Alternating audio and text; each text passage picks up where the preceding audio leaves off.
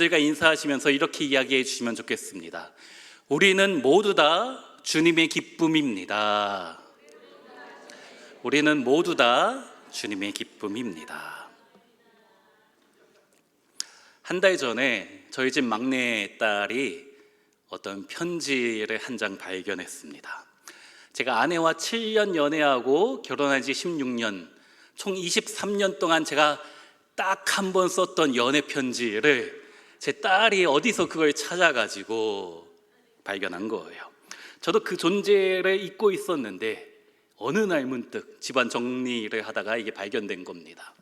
제 딸이 그걸 보고 자기 스마트폰으로 사진을 찍어놨어요. 그러면서 저를 괴롭히고 싶을 때나 또는 용돈이 필요할 때마다 그 스마트폰을 열어서 그걸 읽기 시작하는 거예요. 그럼 제가 이제 그만하라고, 용돈 줄 테니까 그만 읽으라고 했었죠. 제가 뭐라고 썼는지 궁금하시지요? 비밀입니다. 알려드릴 수가 없어요. 계속해서 빌립보서를 살펴보고 있는데 바울이 사랑하는 빌립보 교회 성도들에게 쓴 편지이잖아요. 그런데 다른 서신과는 분위기가 전혀 다릅니다. 다른 서신과는 다른 저의 연애 편지와 같은 뜨거운 사랑의 이야기가 담겨 있는 것이 빌립보서예요. 빌립보서 1장 3절 보면 내가 너희를 생각할 때마다 감사와 기쁨이 넘친다. 1장 7절에는 너희가 내 마음에 있다 라고 했고요. 8절에는 내가 예수 그리스도의 심장으로 너희를 사랑한다. 이런 낯뜨거운 표현이 담겨 있는 것이 빌립보서입니다. 오늘 본문의 1절도 같이 한번 읽어볼까요? 그러므로 나의 사랑하고 사모하는 형제들, 나의 기쁨이요 면류가 아닌 사랑하는 자들아, 이와 같이 주 안에 서라. 너희는 나의 사랑이요 나의 사모하는 자다. 나의 기쁨이요 나의 면류가 아니다. 우리 성도님들은 가족이나 우리 성도들, 교회 성도들에게 이런 애정 표현을 해보셨나요? 당신은 하나님께서 나에게 해주신 나의 기쁨이요 나의 면류가 됩니다 라고 고백을 하면 얼마나 집안이 행복할까요? 또 우리 교회에서, 목장에서, 하침모에서 서로 이런 고백을 할 수 있다 라면 얼마나 좋겠습니까? 그러지 않고 왜 주님이 이 왼수랑 결혼하게 하셨는지, 하나님도 실수하실 때가 있나? 아니에요. 우리 주님이 실수하신 것이 아니고 하나님의 크신 계획과 섭리 가운데 우리가 가족이 된 줄로 믿습니다. 바울이 수많은 교회를 세웠는데 고린도 교회나 갈라디아 교회는 이런 분위기가 아닙니다. 걱정하면서 쓴 서신이 고린도 전후서, 갈라디아서입니다. 하지만 속상한 마음이 아니고 정말 사랑의 마음으로 쓴 것이 빌립보서라는 것이죠. 이 말씀은 바울이 빌립보 교회 성도들에게 한 연애 편지이지만 동시에 하나님이 우리 온 세계 교회 성도들에게 하시는 말씀인 줄로 믿습니다. 그러면 우리 성도님들은 어느 쪽에 속해 계실까요? 고린도 교회 성도처럼 우리 주님께서 내가 니들만 생각하면 골치가 아프다 하실까요? 아니면 빌립보 성도들처럼 너희는 나의 기쁨이요 나의 면류관이다 주님께서 말씀하실까요? 우리 성도님들 모두 다 빌립보 교회 성도처럼 하나님의 기쁨이요 하나님의 사랑받는 자가 된 줄로 믿습니다.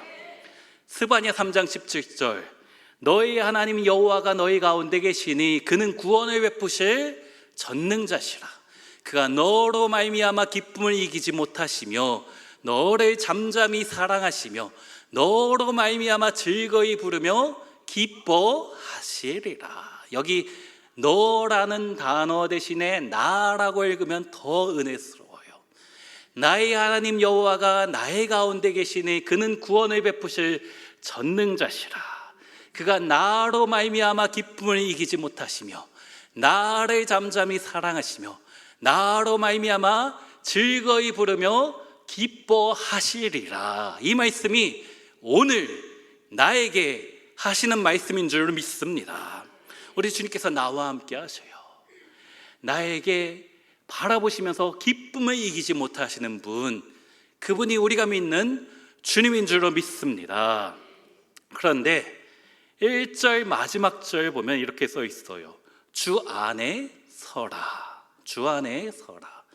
영어 성경으로 보면 Stand firm in the Lord. 주 안에 굳게 서라. 그냥 서라가 아니고 굳게 서라 라고 말씀합니다. 무슨 의미일까요? 빌립보 교회 성도가 지금 굳게 서 있지 못하다라는 의미예요. 흔들리고 있다라는 것입니다. 바울의 사랑을 그렇게 받았던 성도이지만, 교회이지만 무엇인가 흔들리고 있다라는 말씀이지요. 완벽해 보였던 빌립보 교회에도 부족함이 있는 것입니다. 우리 가정도 마찬가지. 내 남편, 내 아내, 우리 자녀들 완벽합니까? 그렇지 않잖아요. 부부싸움은 인간 최초의 가정이었던 아담과 하와 이후로 지금까지 한 가정도 부부싸움을 안 한 가정이 과연 있을까? 없을 것 같아요. 우리 온 세계 교회는 완벽합니까? 제가 설교하면서 여러 번 이야기했지요. 우리 교회처럼 좋은 교회, 우리 교회처럼 좋은 목사님 없다. 제가 여러 교회 다녀봤는데 우리 교회처럼 좋은 교회 없다. 제가 설교 때도 많이 이야기했잖아요. 그러면 우리 온 세계 교회는 완벽한 교회인가? 그렇지는 않을 거예요. 우리가 그토록 사모하던 초대교회도 완벽한 교회는 하나도 없습니다. 예루살렘 교회도 부족함이 있었어요. 이 지상에 있는 교회는 어쩔 수 없어요. 우리가 천국 가는 천상 교회만 완벽합니다. 우리가 그것을 추구하며 살아가는 것이지요. 이 빌립보 교회도 참 좋은 교회인데 무언가 흔들리고 있다. 그래서 바울이 주 안에 굳게 서라 말씀하고 있는 거예요. 그 이유가 무엇인가? 우리 2절 말씀 같이 봉독합니다. 내가 유오디아를 권하고 순두계를 권하노니 주 안에서 같은 마음을 품으라. 여기 유오디아와 순두계라는 두 여인이 나와요. 빌립보 교회는 여자 성도가 많은 교회입니다. 처음 시작이 여자 성도들 중심으로 시작이 되었지요. 사실 오늘날 대부분의 교회도 남자 성도보다 여자 성도가 더 많잖아요. 아무래도 남자보다 여자가 복음의 수용성이 좋은 것 같아요. 복음을 잘 받아들이는 게 우리 여자분이 아니신가. 남자는 머리가 먼저 이해돼야지 믿는데 우리 여자 성도는 머리보다는 가슴으로 받아들이는 경우가 많습니다. 다 그런 건 아니지만 대체적으로 그래요. 예를 들어서 누가복음 보면 제사장 사가랴에게 천사가 나타나서 네가 아들을 낳을 것이다 라고 했는데 남자인 사가랴는 도저히 이해가 안 되는 거예요. 이 말이 되냐고. 내가 나이가 몇인데, 내 아내의 나이가 몇인데 이게 말이 되냐고. 믿지 않으니까 천사가 네가 아들 낳을 때까지 벙어리로 있을 것이다 라고 했지요.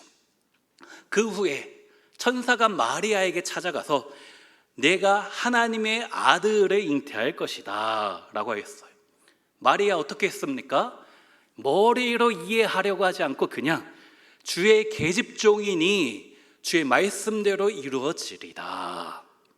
아니, 남자인 제가 보기에는 이 여자가 좀 생각 좀 하고 대답해야 될 거 아니에요. 말이 됩니까? 처녀가 아들을 낳는다라니. 좀 생각 좀 하고 말을 해야지요. 근데 여자가 역시 믿음이 좋은 것 같아요. 쉽게 복음 받아들이고 믿음도 쉽게 받아들이는 것이 하나님께서 우리 여자 성도님들에게 주신 장점이 아닌가 생각해 봅니다. 반면에 우리 여자 성도의 조금 약한 점이 감정이 상하면, 마음이 상하면 머리로는 이해가 돼도 하기 싫으면 안 하는 거예요. 해야 된다는 건 알지만 안 하는 경우가 종종 있습니다. 그게 유오디아와 순두계 사이가 그렇게 된 거예요. 이 둘은 열심히 있는 빌립보 교회의 평신도 지도자였지요. 우리 교회가 건강하려면 목회자만 잘해서 되는 게 아니잖아요. 평신도 지도자가 열심히 봉사하고 교회를 섬겨야 하지 않습니까? 우리 목자로서 또 교사로서 여러 부서와 팀에서 우리 성도님들이 너무나 수고하고 계시잖아요. 그분들의 땀과 눈물, 헌신이 있었기 때문에 우리 온 세계 교회가 이렇게 든든히 건강하게 성장할 수 있었지 않습니까? 이 유오디아와 순두계도 빌립보 교회를 든든히 세워갔던 평신도 지도자였습니다. 문제는 이 둘의 사이가 갈라지게 된 거예요. 이러면 안 된다라는 것을 머리로는 아는데 한 번 틀어진 사이, 감정이 회복이 되지 않는 거예요. 그 소식을 로마 감옥에 있는 바울이 듣게 되었지요. 그러면서 2절에서 실명을 거론하면서 유오디아야 순두계야 실명 거론하면서 주 안에서 같은 마음을 품으라 라고 했어요. 1996년에 서울의 어느 교회에서 주일 예배 때 어느 목사님이 설교하시는데 본문이 여호수아서에 나오는 아간 이야기입니다. 하나님 말씀에 불순종하여 재물을 탐했던 사람이지요. 근데 이 목사님이 설교하면서 어느 장로님 이름을 대면서 지금 장로님이 이 아간처럼 행동하고 있다라고 한 거예요. 어떻게 됐을까요? 장로님이 명예훼손으로 목사님을 고소했어요. 벌금으로 300만 원을 냈습니다. 저는 설교할 때 좋은 이야기도 실명을 거론하지 않아요. 비판은 절대 안 하지요. 왜냐하면 300만 원, 90년대에 300만 원, 2020년대는 얼마가 될지 모르겠어요. 근데 바울이 그걸 몰랐을까요? 알았을 겁니다. 실명 거론하는 게 얼마나 위험한 것인지 알았을 거예요. 그럼에도 불구하고 유오디아야 순두계야 하면서 콕 집어서 너희가 주 안에 함께 서야 된다, 하나가 되어야 된다 이야기하는 거예요. 빌립보서에 하나, 또 함께, 합력이란 단어가 많이 등장합니다. 사실 빌립보서 1장부터 3장까지가 오늘 본문을 말하기 위한 밑밥이었어요. 1장 27절 오직 너희는 그리스도의 복음에 합당하게 생활하라. 이는 내가 너희에게 가보나 떠나 있으나 너희가 한 마음으로 서서 한 뜻으로 복음의 신앙을 위하여 협력하는 것과 유오디아야 또 순두계야 복음에 합당한 생활이 무엇인지 아니? 한 마음이 되는 거야. 한 뜻이 되는 거야. 합력하는 것이 복음에 합당한 생활이다. 이 말하려고 그 말씀을 기록한 것입니다. 2장 5절에도 너희 안에 이 마음을 품으라 곧 그리스도 예수의 마음이니 그는 근본 하나님의 본체시나 하나님과 동등됨을 취할 것으로 여기지 아니하시고 자기를 비워 죽기까지 복종하셨으니 곧 십자가에 죽으심이라.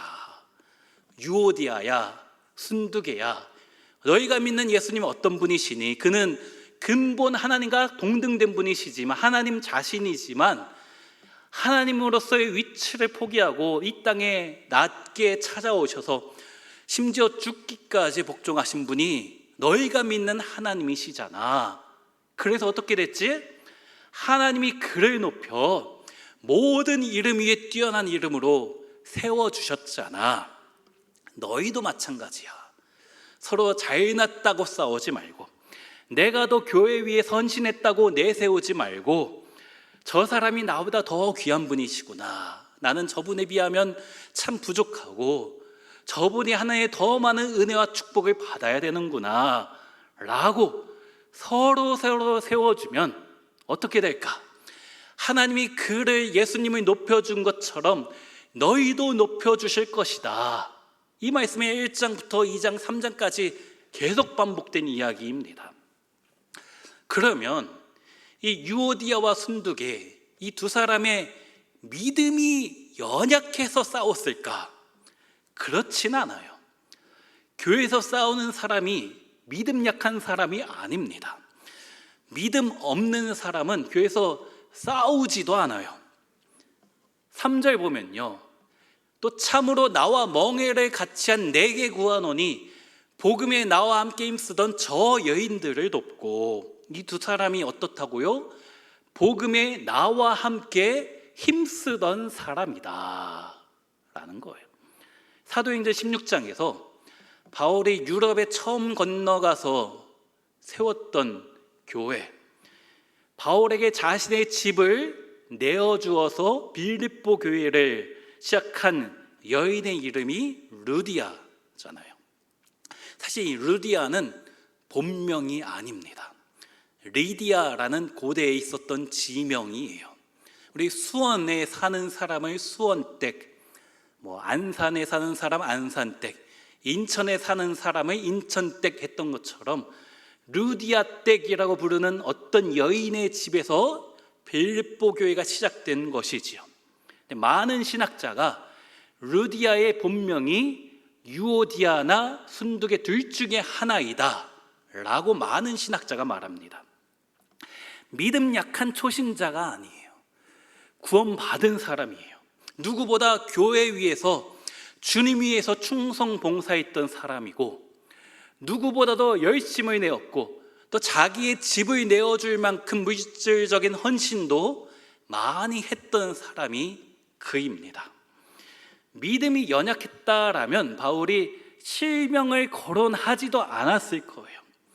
그들의 이름 내세웠다라는 것은 그들의 믿음을 바울이 알았기 때문에, 상처받지 않을 것을 알았기 때문에 실명을 거론했던 것이지요.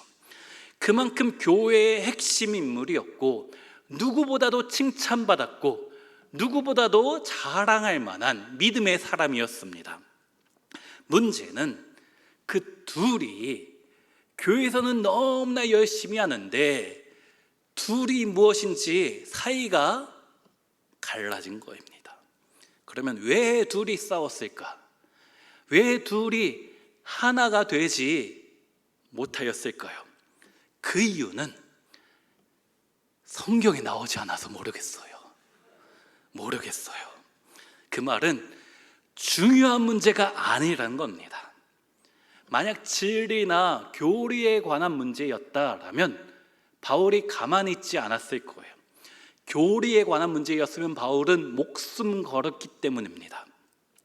갈라디아서 보면 바울이 이방인에게 예수 믿게 하는, 복음 전하는 문제 때문에 예수님의 수제자였던 베드로도 바울이 비판하는 장면이 나와요.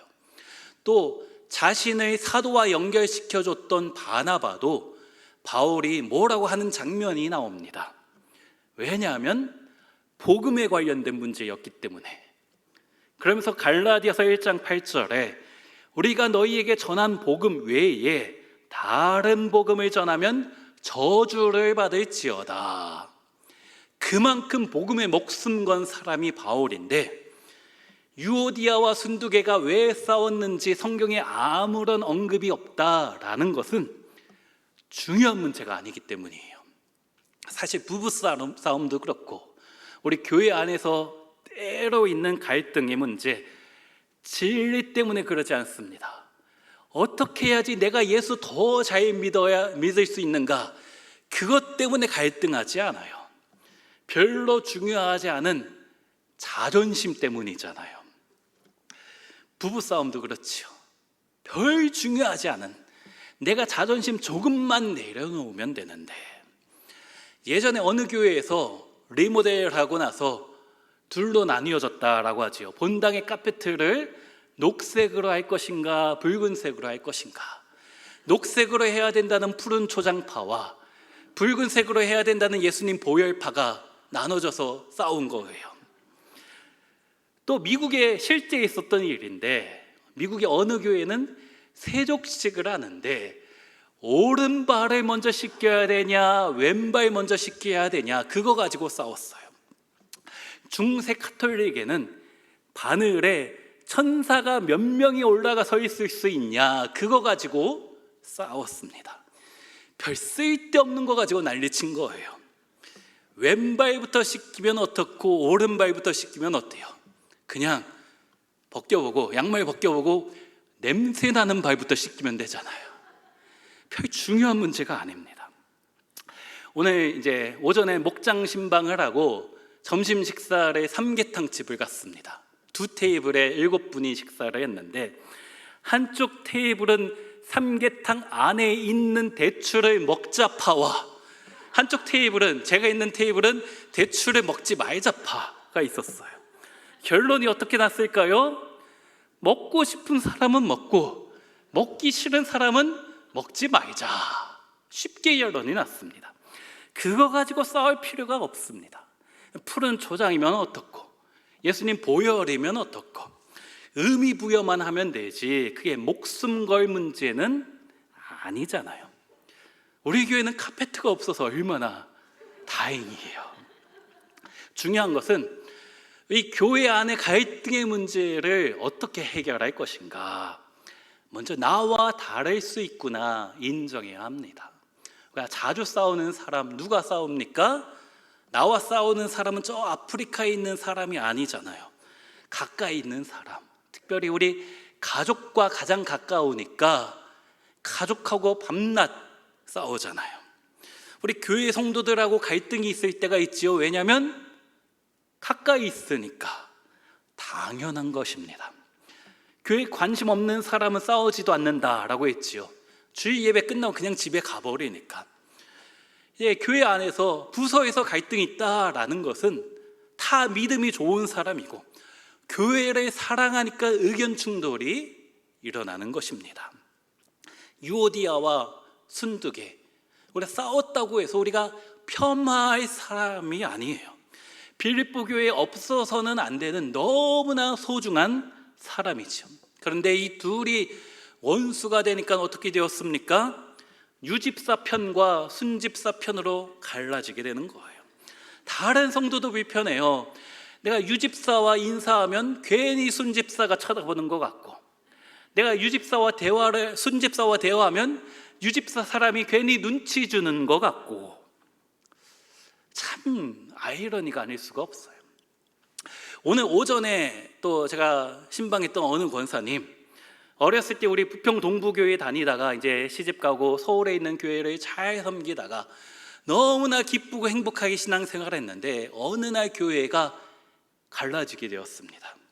정말 행복하게 신앙생활을 했는데 친했던, 함께 기도하고 함께 예배했던, 함께 철야했던 목장 식구들, 어느 권사님은 저 교회로, 어느 권사님은 저 교회로, 그 권사님은 우리 교회로 왔는데 정말 열정적으로 신앙생활했던 그때의 열정이 회복이 안 된다라는 거예요. 우리 교회가 싫어서가 아닙니다. 어렸을 때 좋아했던 우리 담임 목사님 지금도 너무 좋은데 그 행복했다가 상처받았던 그때의 교회, 그 추억 때문에 몇몇의 갈등으로 시작된 상처가 모든 성도에게 상처가 되어서 신앙생활을 다 제대로 못하고 있다라는 거예요. 사실 별거 아닌 것 때문에 시작된 문제입니다. 그래서 성 어거스틴이 정말 중요한 이야기를 했습니다. 본질에는 일치를, 비본질에는 자유를, 이 모든 것 위에 사랑을. 우리 한 번 더 같이 한번 읽어볼까요? 본질에는 일치를, 비본질에는 자유를, 이 모든 것 위에 사랑을. 우리가 본질과 관련된 문제는 일치해야 됩니다. 타협해서는 안 돼요. 오직 구원의 유일한 길은 예수 그리스도다. 일치해야 돼요. 타협하면 안 됩니다. 부처 통해서 극락을 가든지 알라를 통해서 천국에 가든지 아니에요.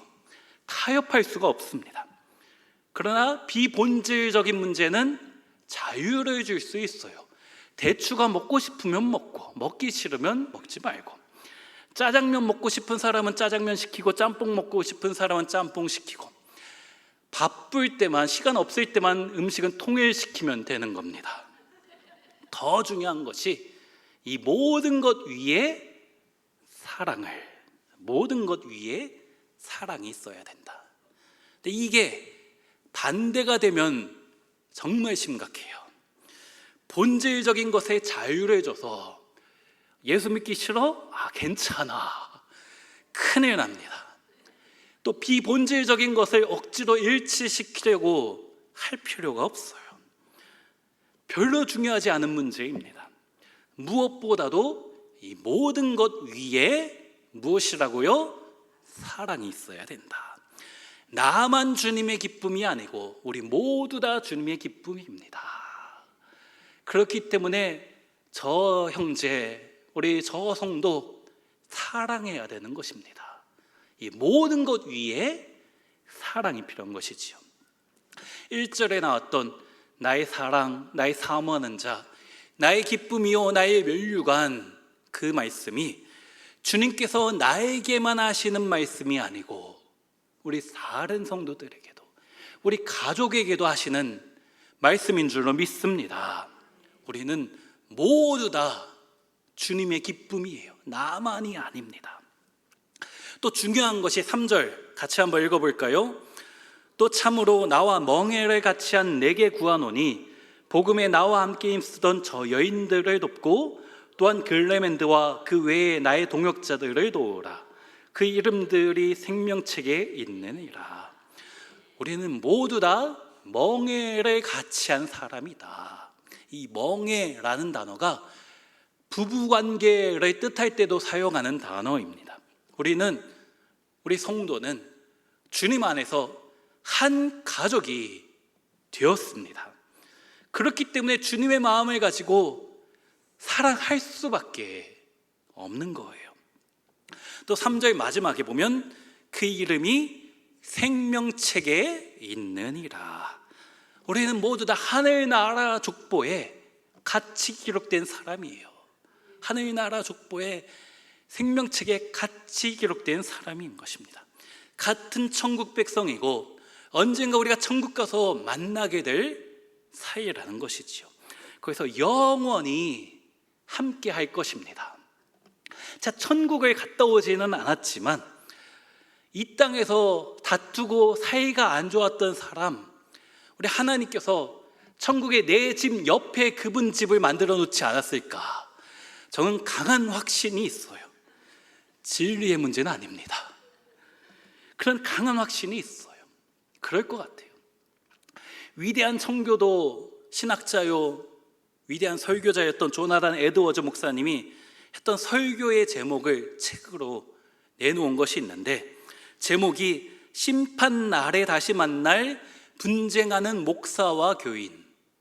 심판날에 다시 만날 분쟁하는 교회 목사와 교인이라는 것입니다. 이 땅에서 치고받고 싸웠던 사람, 내가 너랑은 상종을 안 하겠다 하던 사람이 천국 가서 만날 수밖에 없다라는 거예요. 왜 그렇습니까? 나도 주님의 자녀이고 그분도 주님의 자녀이기 때문에 그렇다는 것이죠. 어떻게 해야 될까요? 주님 앞에 부끄러우면 안 되잖아요. 심판날에 가서 천국은 들어가겠지만 괜히 주님 앞에 부끄러워하지 않고 어떻게 해야 됩니까? 내가 주님의 기쁨인 것처럼 저분도 주님의 기쁨이요 면류관이지. 그러면 주님처럼 나도 저분을 존귀하게 여겨야 되겠다. 별것도 아닌 자존심 문제 때문에 갈등이 생겼는데 내가 먼저 찾아가서 미안하다고 손 내밀어야 되겠다 해야지요. 제가 안경을 지난주에 맞췄습니다. 근데 오늘 처음 썼어요. 우리 교육자들에게도 안 보여주고 우리 설교 때 짠 하려고. 안 쓸 때는 크게 불편하지 않았는데 써보니까는 잘 보여요. 진작 쓸걸 그랬습니다. 근데 안경을 쓰고 우리 성도님들을 보니까 평소보다 더 아름답고 멋지게 보이는 겁니다. 우리가 이 복음이라는 안경을 가지고 서로 바라볼 수 있으면 좋겠습니다. 저분도 하나님의 생명책에 있구나라는 복음이라는 안경을 가지고 다른 사람을 바라보는 거예요. 저분, 내가 괜히 마음이 어려웠는데 이 복음이라는 안경을 가지고 저분을 바라보니까 저분도 귀한 하나님의 자녀이구나. 예수님이 나를 위해서 십자가에서 죽으신 것처럼 저분 위해서도 십자가에서 죽으셨지. 그러니 나도 예수님처럼 저분을 사랑해야 되겠다. 또 우리 가족들, 속썩이는 사춘기 자녀들, 복음의 안경을 가지고, 사랑의 안경을 가지고 바라볼 수 있는 우리 성도님들이 되시길 축원합니다. 여러분의 유오디아는 누구입니까? 우리 성도님의 순두개는 과연 누구이십니까? 우리 집안에 있을 수 있어요.